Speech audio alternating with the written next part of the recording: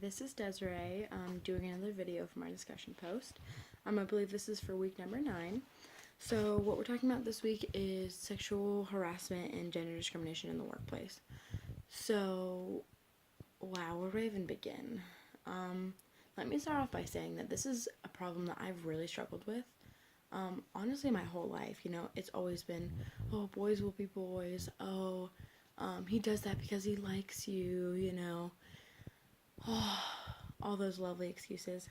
Well, when I started getting older, I started realizing that boys don't get in as much trouble for things as girls do. They get away with a lot more than girls do. And then when I got my first job, it was in customer service. I worked at a movie theater, and the manager there was just awful. He was one of the assistant managers. He wasn't like the head manager.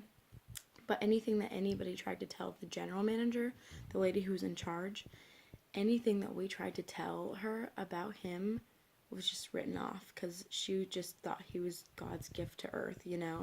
So, anyways, it wasn't just me. He would do it to every single female employee that worked there. He would say little innuendos or ask young underage teenage girls to go out and drink with him, and this guy's like 36 years old, by the way, and I was 16 when I started working there.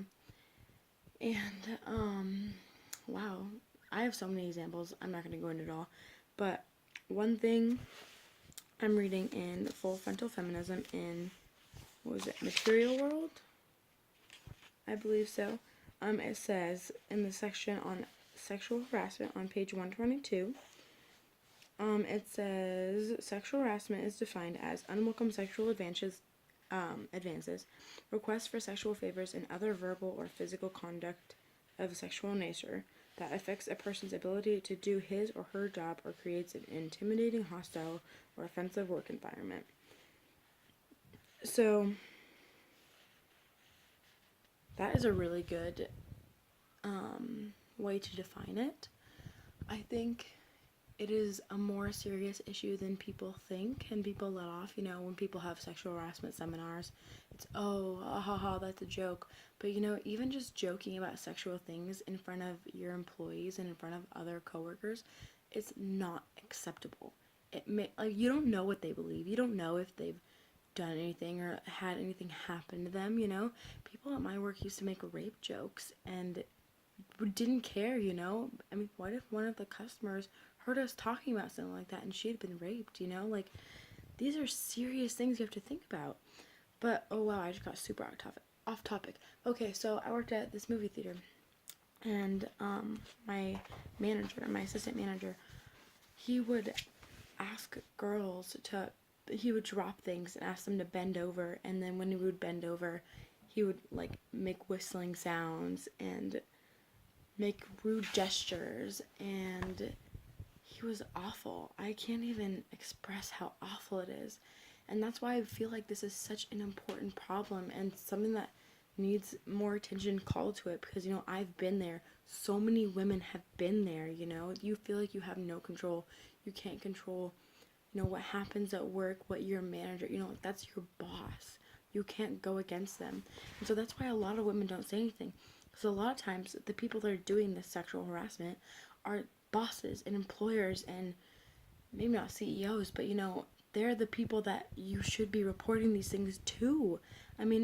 If your boss is not being a good boss, who do you tell?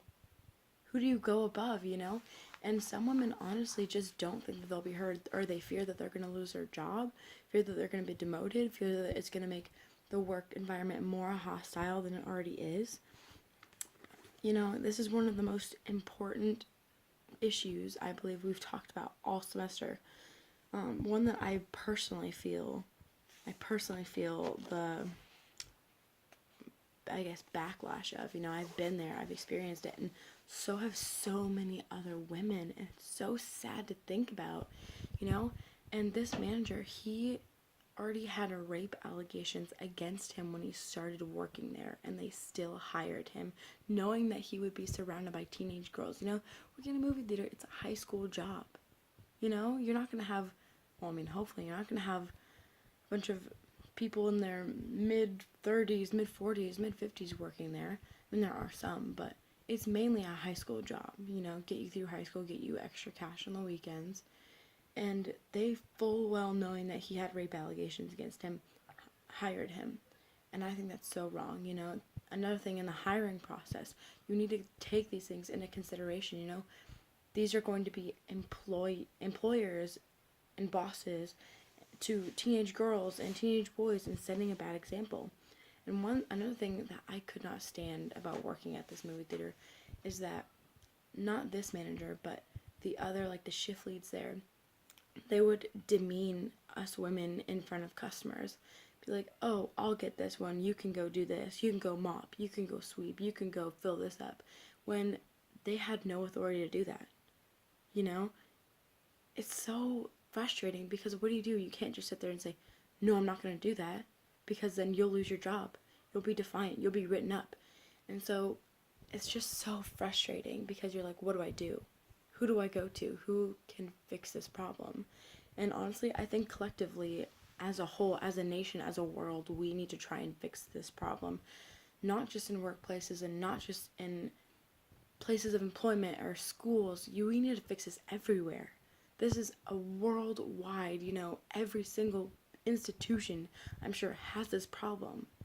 And it is one of the most important. So, sorry for my rant, but I very much enjoyed the readings from this week, especially I always enjoy Jessica Valenti.